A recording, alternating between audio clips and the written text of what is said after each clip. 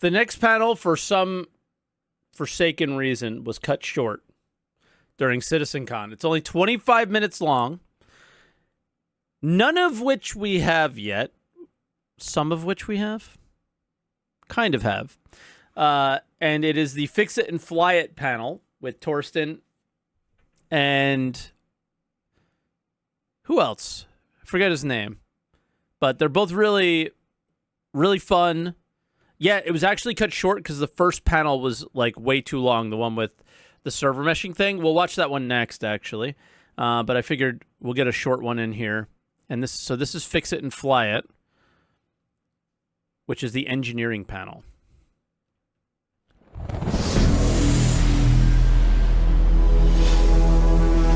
Oh yeah, Guillermo. There you go.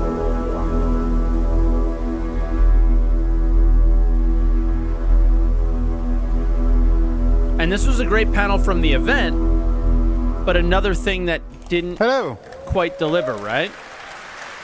On time. I'm Torsten Leimann, lead systems designer for the EUPU team, and welcome to this little presentation of our most ambitious feature that we are working on for quite a while already. We already talked about it several times, but this time it will be a little bit different. So before we start jumping into the presentation, here's a little disclaimer.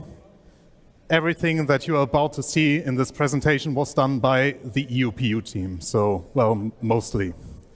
We got help from the vehicle content team and the VGPU team. So what you will see here is mainly placeholder art that was either done by Guillermo, Bastien, or me, so members of our team, and it's gameplay that we focus on in this presentation. So what you will notice... I remember being excited by that. Here's also that the UI is still work in progress, so visual changes even throughout this entire presentation. So we are still iterating. But let's start with the actual presentation. Those that follow us for quite some time probably know about the resource network already, but let's do a brief recap. We will be talking here about our technology, that is resource network, and the engineering gameplay that can be called a child of the resource network. The engineering task will allow you to manage your ships, outposts, and possibly other things. Let's have Guillermo talk about the technology first. So welcome on stage, Guillermo. Now, I will say we know so much more about this, but we still don't have it. Thank you. Hi everyone, I'm Guillermo Bilbao, gameplay programmer for this team, and I'm going to talk about the resource network. So what is the resource network? The main drive for the resource network was replacing the previous pipe system you might have heard about with a new system that was more generalized, easier to expand, and that would support all the gameplay we actually want to do. And yeah, so it is a network, as you can see on that picture, showing the connections between different items, even those inside of your containers. And it enables specifically the relay gameplay we're going to show right after. So it will have a global impact. It has changed so much. See it in outposts. It has changed so much since then. Not just visually. It's either. built to work with the cargo system in some ways. And as for interacting with it, the engineering gameplay we saw today is going to be the biggest example, but you will also see it in other places, especially in missions. And let's have Torsten talk about it a bit more.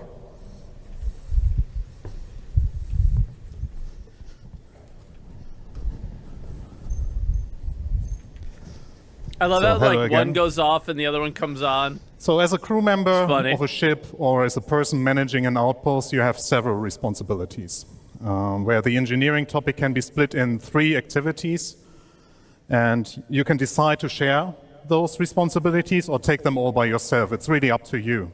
Every task requires their own skills and their own tool sets. There is tuning. Here you are responsible for preparing your ship. Your journey did not start yet, so you adjust your ship items based on your goals for the travels. Exchange sub-items, adjust the default settings of your power plant, basically operations that require you to turn off the items or even remove them from their sockets. The next activity is maintaining, and this is all about damage control and keeping the items in pristine or pristine enough state. You are the mechanic that makes sure that everything is and stays operable. Maybe even go further in the sense of caring for the items. And what caring means is here reducing the wear and tear rate by regularly removing dust or oiling the items, just as some quick examples. So let's Torsten. Removing dust and oiling the items. Meanwhile,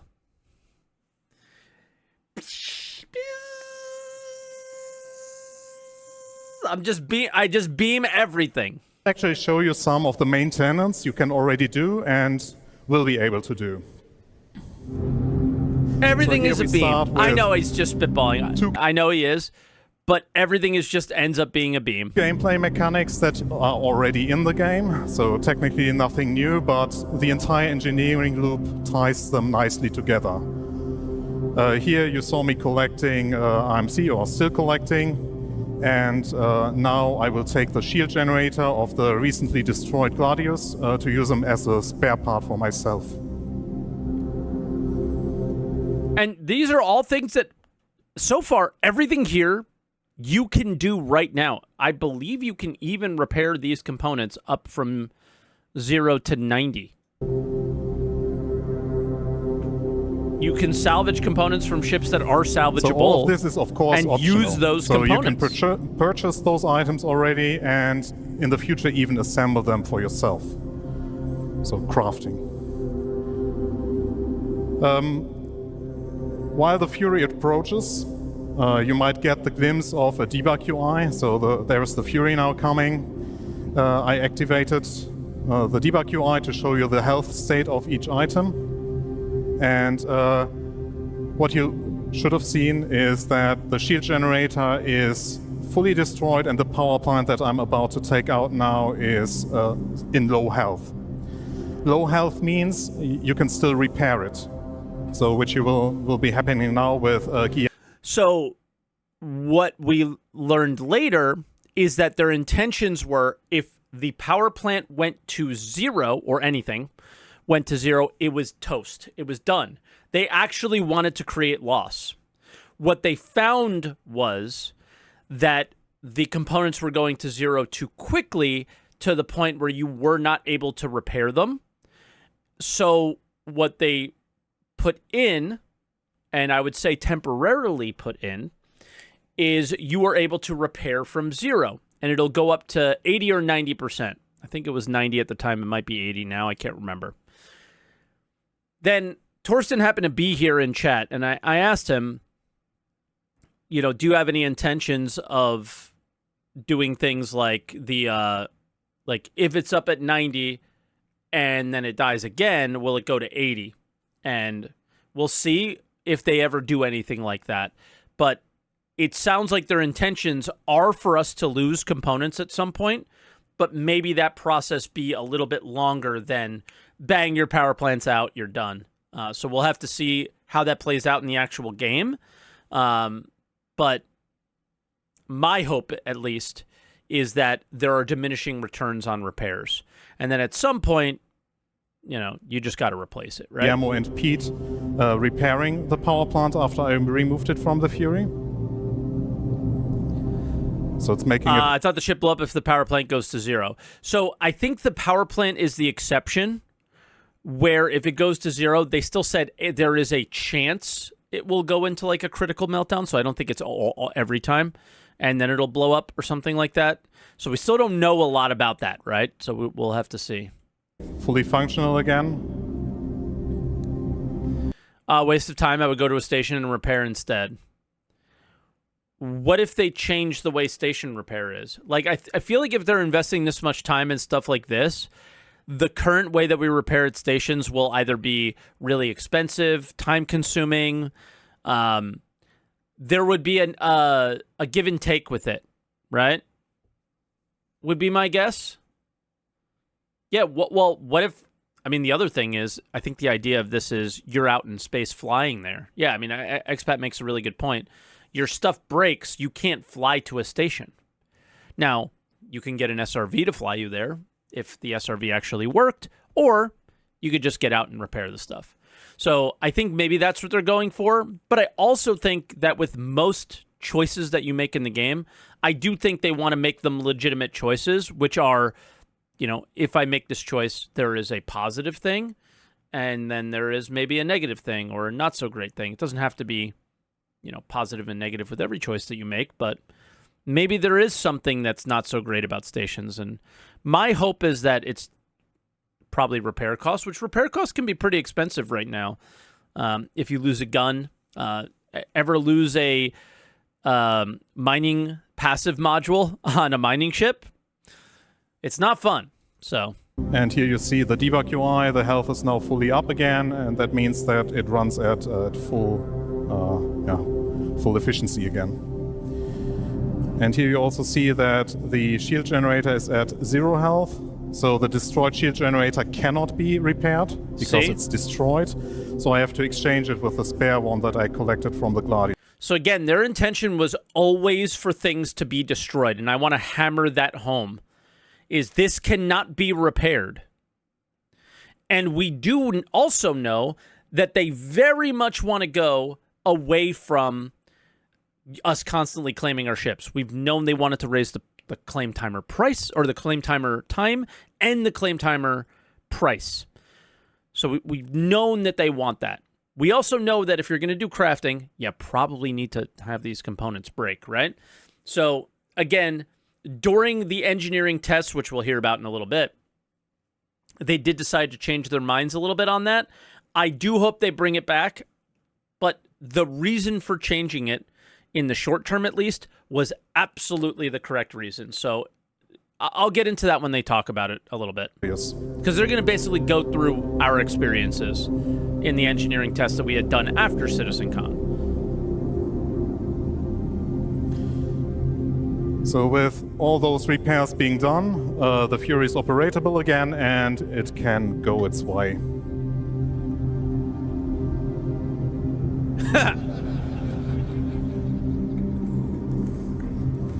The T-pose.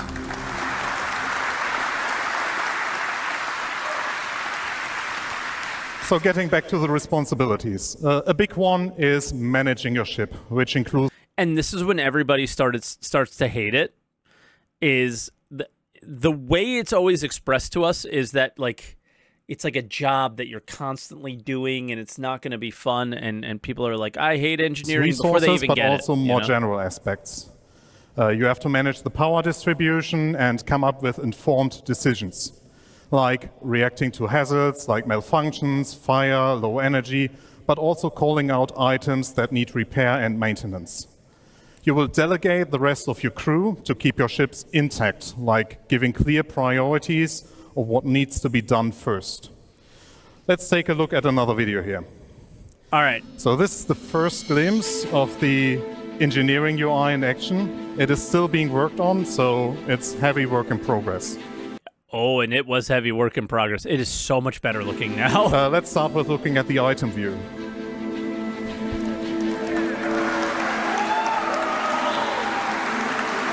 I remember being hyped for this. Actually using it was the most cancer experience of all time. So you can see the full setup of the network with the relays. Where is that? We don't have it. It's literally in the game right now. It's literally in the game right now. But good one. And it's been in the game. Green dots connecting to each other and the relays connecting to the items. Color and shape below the icons should help you identify the different item types, like power plants, weapons, also helping differentiate between AC doesn't count. Okay. consumer, producer, and converters. Yeah, the experimental mode might be gone, but we had it for a really, really long time. You can tell the current state of the item, that means the amount of energy it produces, consumes, or has stowed, the health state it is in, the current wear and tear on the item, and the current state it runs in, like charging or being in an idle state. Max, you can is all directly answer. interact with these Just not right now. items, turn them on and off, and in the future even switch their states. If you hover over a relay, that I will be hopefully doing soon, you will also see that the amount of fuses that are still active and because a relay consists of several fuses, basically they're their the own, doors can set break. of lives. The doors. And here, The doors broke during the engineering experimental tests, and you couldn't open them. So then Ian, who is in chat sometimes, he actually fixed that and made it so you can bypass broken doors that don't have power, which is pretty cool. Yeah, I'm not going to Citizencon, no. you see all the details. Like you can click on the items to see a 3D render of And in case you don't know, in 324.2, the Vulture can create fuses. the power plant here, the quantum drive, sorry. And here's the relay overlay. Here Pete shoots a relay to show the UI updates on the screen. So once this relay got shot at, you will see the update here on the UI that suddenly the entire right-hand side of your ship and lost I power assume connection. the reclaimer. And what you might have not picked up on the screen is that actually the power plant here that I'm now focusing yellow. on is on low health. So I'm commanding Simon to repair the power plant to get it fully operational again.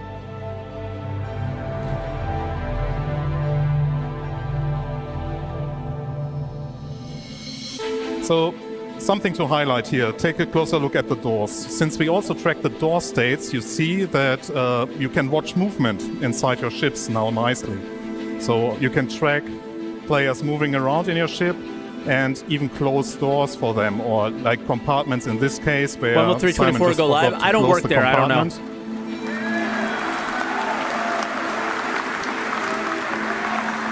compartment. Yeah, so Pete destroyed the relay. We need the ship in fully functional state. So yeah, I'm running now with a fuse and place it in the relay, so make the relay work again. That was absolute cancer. What you can relay also do with system the doors is that you can create safe pathways, because you sitting at this engineering screen have more information in regards to your ship than the others. So you open doors to create a path that the players on your ship have to take. Now to the room view. That is mainly the life support controls plus controlling all doors. Again, we show the details of each room, like the temperature, pressure, atmosphere composition, so everything that is relevant for like you living on a ship. We also show the door states where you can now have precise control over each door in your ship, as you see here. I would say our experience with it was semi-precise. So you can open and close the doors from the menu, but if players walked near them, it would trigger the automated systems as well, and it was a little bit messy. This will also allow you to have more control over which door or compartments to open. So here, again, showing opening the power plant. That also helps very much in already telling players, hey, you should repair this item, so I open that door for you. Because there's two power plants, so you can open the one that needs to be repaired. So as you're running back there, you could see the open door and go repair it. They directly know which item you mean. It also allows us to control like the outside-facing doors much better. So you can directly open, if you just want to open the left side ramp or the front side facing ramp or the back facing ramp.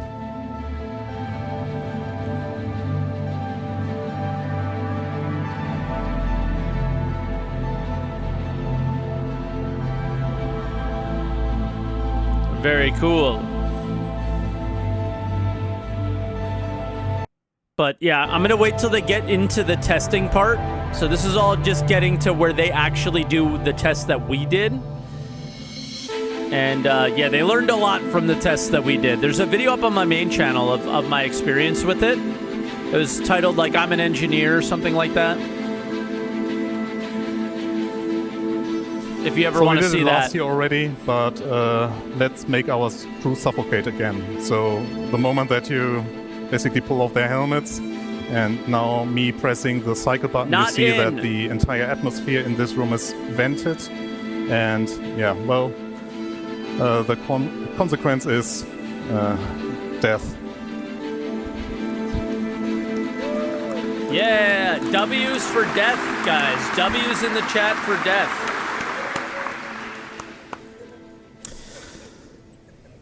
So as you can tell, engineering Velocity gameplay will likes that bring part. a lot of changes.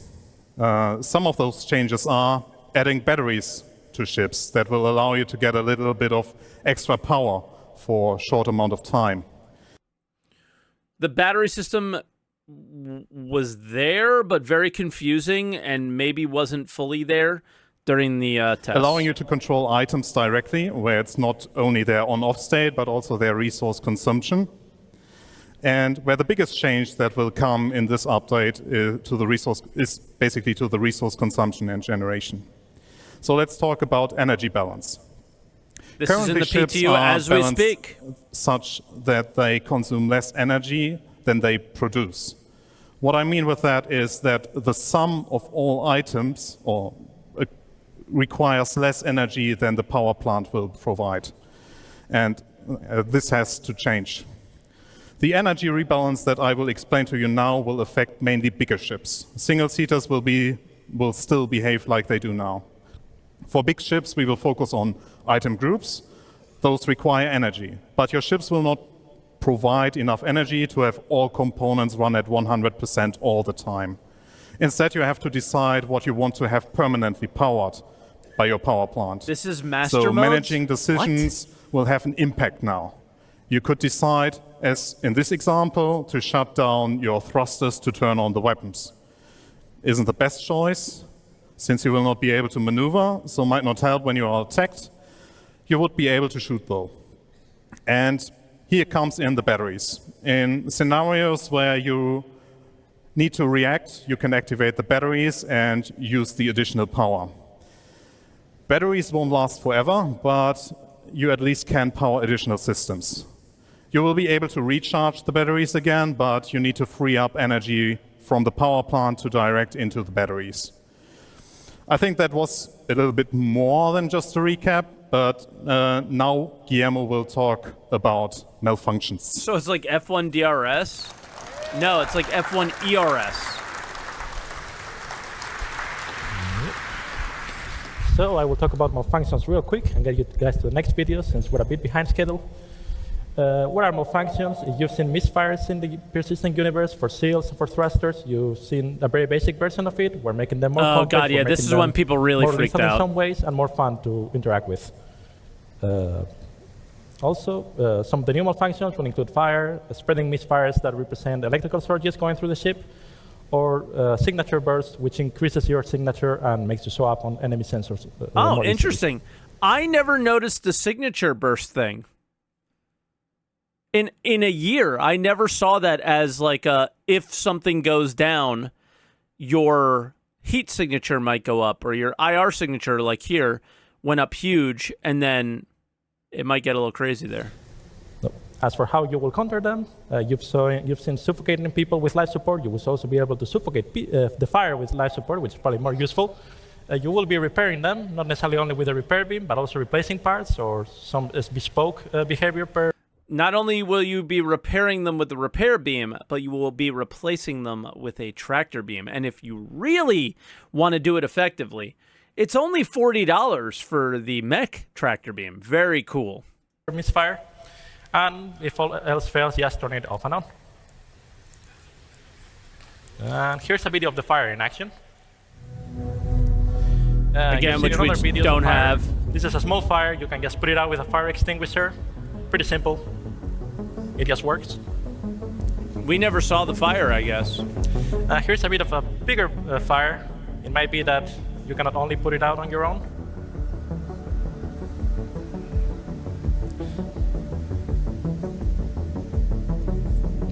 So here we have one crew member that's going to try to put it out with a fire extinguisher to mix results.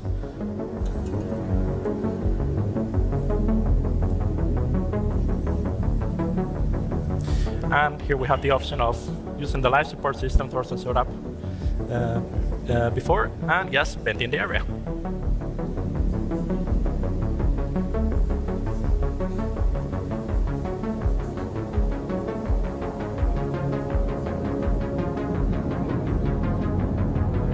Okay.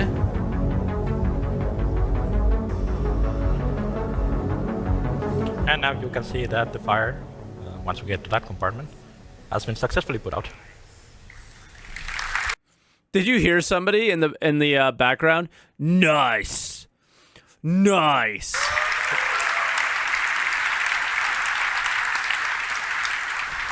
Okay, so let's get Thorsten back on stage. You saw a lot of the systems in action, but let's get a video of one of our play sessions, which is going to probably show it a bit better. So, yeah. All right. I have to excuse. So this turns out to be the AC experimental mode engineering. Myself already because I was leading this group of players being attacked by the Gladius, and I did a poor job, but more to that in that video. Yeah, Guillermo, I wanted to talk about. So for this demo, we have modified the damage system slightly to represent impact penetration on a very basic level. So you are going to see that the quantum drive is going to be hit by the Gladius attacking the ship. So.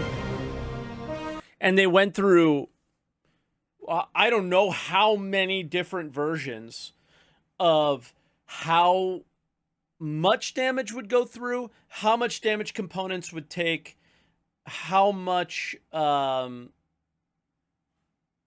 penetration there was, all that stuff. Yeah, they got the music very wrong on this video. Sorry, but that is something that they iterated on many times during the actual playtest with the players. Being attacked by a Gladius for an A2 isn't like a big challenge, but in this setup we were not like fully staffed. That means we had our engineers running around and no one being seated in the turrets. So yeah, our goal was basically to flee the Gladius, and with the Gladius actually shooting the quantum drive and damaging it, I thought, hey, it's a good idea to tell Pete and Simon to repair the quantum drive as a priority.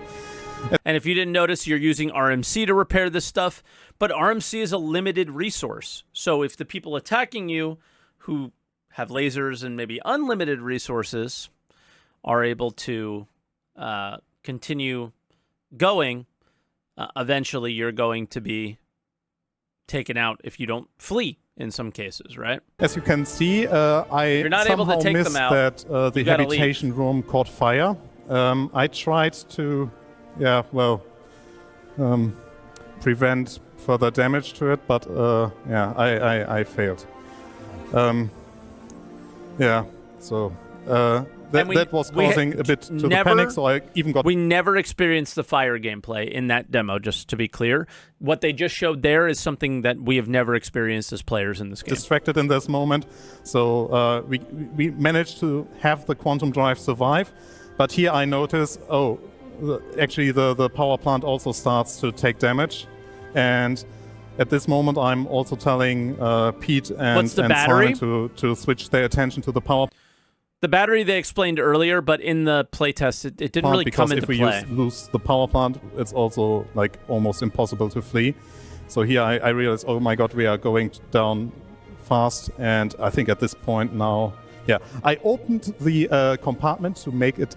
And once again, I do kind of find it funny that he felt, oh my god, we're going down fast, and through the entire playtest cycle that we did, which was, pretty early on when this came to open players. That was the experience the entire time, was, oh my god, we're going down too quickly. Like, we're in this huge ship. You're in an A2 versus like a number of Gladiuses, or you're A2 versus A2. And the common theme was, we are going down way too quickly. Skill issue? Well, I got news for you. In the playtest, it was usually the other team that was going down really quickly because we kind of figured out how to target certain components and things like that a little bit faster than the other team. So the other team needed to get good. It was definitely like a game design thing that was just very weird. And I do think that they knew that armor was coming into play. Nowhere was there armor in this, right? So we were instantly penetrating into power plants and things like that almost instantly, right? So like right away, you were just penetrating right through shields, right to the power plant.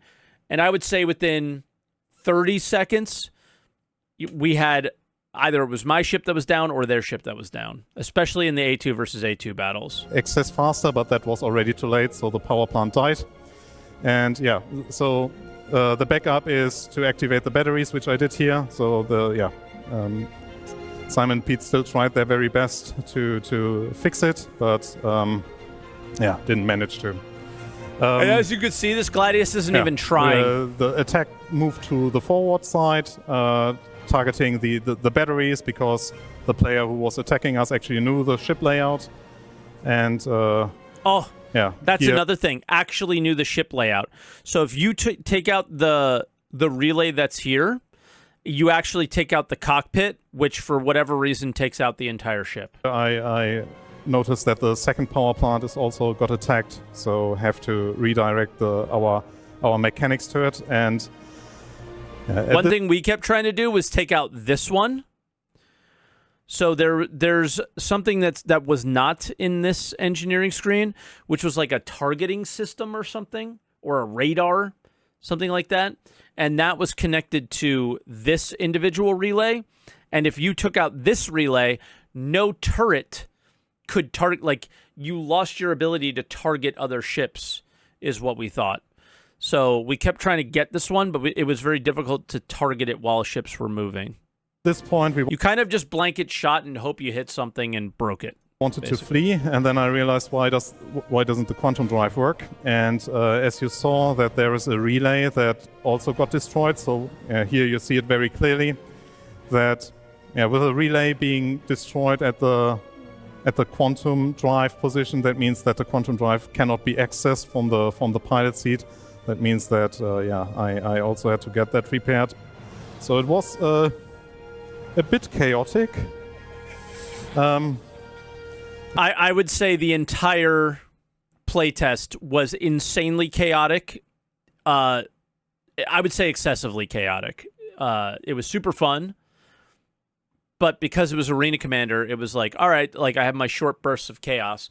But if you're going to be in fights pretty consistently, I'm not sure if the way we experienced the playtest so far, again, without armor, without these new penetration mechanics and all these things that we're hearing about now, I will say that in my experience, I was a little nervous about the multi-crew experience and how enjoyable it was going to be. It was, at times, I would say, not fun. Everything was also happening a bit too fast. But at times, the most fun I've ever had in this game. Here trying to save the second power plant because we're already running out of battery life. So if we would have lost the second power plant, that would have been our certain death. Yeah. And I think in the next... Oh yeah, like what Kalis was part of the testing with us. Ships did not explode. There were no explosions. Well, actually the first couple days there were explosions. After the first couple days, there was no explosions. Ships did not explode.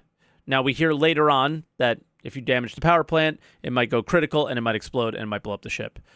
That was not a part of this test. And let me tell you, that was the Star Citizen I wanted to experience. It was so cool.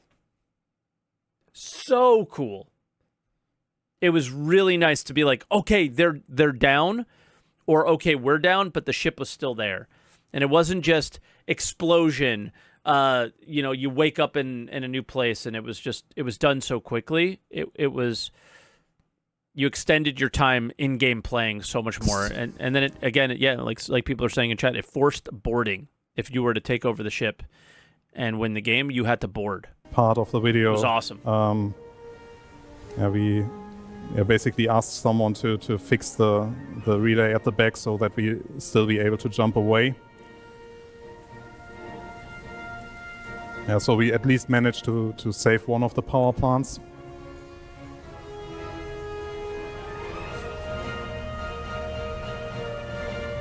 Excuse me. I'm very yawny.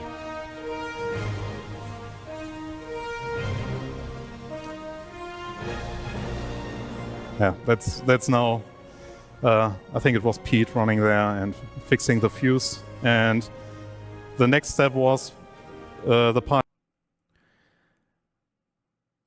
So far they're only talking about mostly talking about the repairing. The fuse system was cancer. Fuses went out way too easily.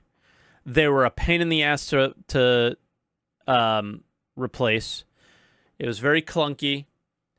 Knowing the layout and communicating which fuse was out to the people who were there to replace them, it just got so overwhelming and just impossible to keep up with. Like, they kind of expressed that you're going to have one engineer on the ship.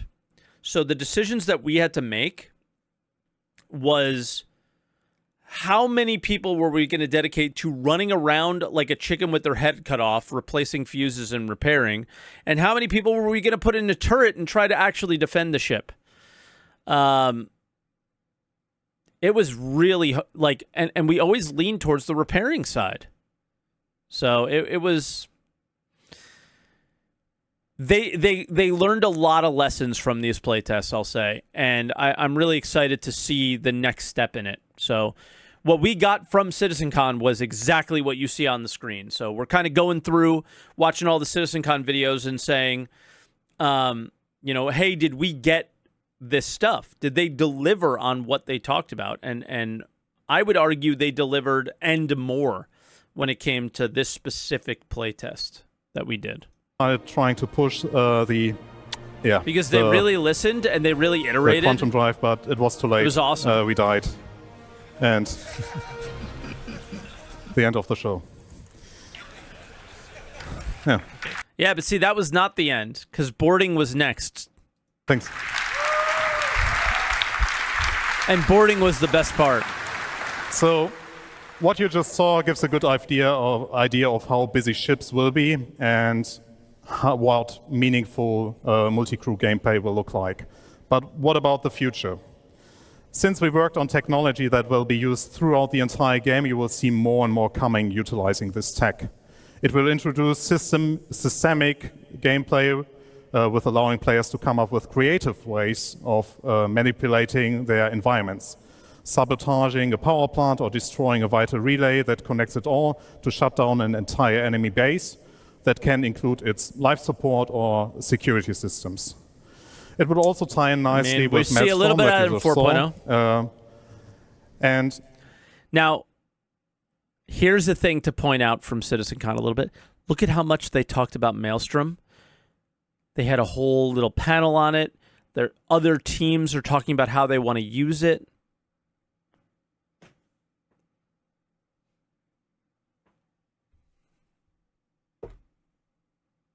"12 months later. 12 months later. And how long was it in development for? 12 months later. Anything that will break off will lose its connection to the network, and therefore have an impact on its functionality. So it's a real systemic feature. So that's one of the kind of big point outs from also to take further steps into the crafting profession, as well as in the base building, where both are related to each other. Bases built by player will also form resource networks and come with their unique challenges similar to ships. We are all really excited about the future of this tech and all the associated features. So there's a huge thanks for all people involved. So thanks to the entire EUPU team, the vehicle teams, Jared, active feature team, and the arena commander team. We know Philip, we know Duncan, and we know Torsten. Out of this group. They all come were to chat. Super supportive to get this behemoth into a state that you could see here. Jared doesn't come to chat. And it's something that has been a long time coming, and we are really proud of it. So thank you for sticking with us on this journey.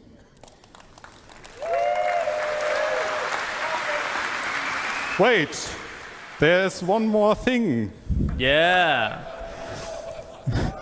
So we really want to get your hands, we really want you to get your hands on this, because we already had a lot of fun with it. I hope all of you have heard of the experimental mode in the Arena Commander. So we want to bring you what you saw here as an experimental mode before we put everything into the PU. And this was the last time they did it. Now, I did a lot of testing in this, but then they kind of... Well, I did it in the PTU, and then when it went live, I never really jumped back in. And I don't know if CIG was like, people aren't using this enough, it's a waste of resources or something. But that, I think, aided them a lot. Like, I know Torsten was here watching every single time we did a playtest. And it got iterated on a ton during that period. But then once it went live, there's no more iterations that are going to happen. So what's the point of testing, almost, is kind of what it felt like, you know? Why don't we have a Torsten emote? He's here all the time. And this will be soon. So. And it was. Thank you. It was. It was in Soon TM, and it was a really, really, really good, playtest, and I think it really helped get to where they are with the idea of armor and all this other stuff. So I thought it was really healthy, and I thought it was really good, and I thought it was something that I wanted to see more from them, and doing more experimental modes in Arena Commander, because if you look at the things that were iterated on the most during this year, it was FPS, gunplay, feel, all these other things. It was, yes, Master Modes, as bad as Master Modes has been iterated on, and all of those problems throughout its process before it went live. There was lots of iteration going on with Master Modes, right? There was lots of feedback loops and things like that where things were happening. Once it went live, everything fell apart there. It's the classic CIG thing where they ship it live and then they don't give a shit about it anymore and they move on to the next thing. Sounds like the vehicle experience team moved on to resource network stuff, which is what we just saw, right? But poor Master Modes is just kind of sitting there not being paid attention to, and it's sad. But I think in general, at the start of the year, I thought that they were really good about experimental modes and utilizing them, and then they just stopped. So I would say that's kind of a miss and sad, and it sucks. But at the same time, I think I'm excited for all this stuff. I am very concerned about the tedium of some of it, though, because the playtest felt a bit tedious, a bit chaotic, a bit crazy.